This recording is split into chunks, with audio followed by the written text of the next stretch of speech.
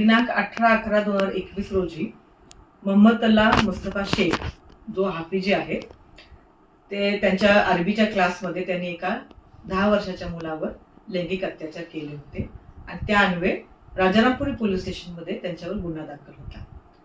आज जिल्हा प्रमुख न्यायाधीश मेहरबान श्री कविता अग्रवाल मॅडम यांनी या खटल्याची सुनावणी करत या आरोपीला 20 वर्ष सश्रम कारावासाची शिक्षा आणि 10,000 दंड ठोठावला आहे।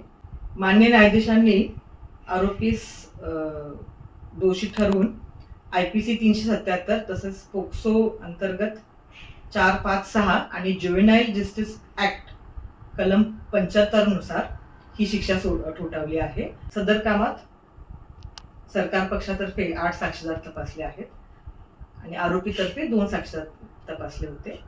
आरोपीवर सर्व गुन्हे साबित झाल्यामुळे मेहरबान कोर्टाने ही शिक्षा ठोठावली आहे।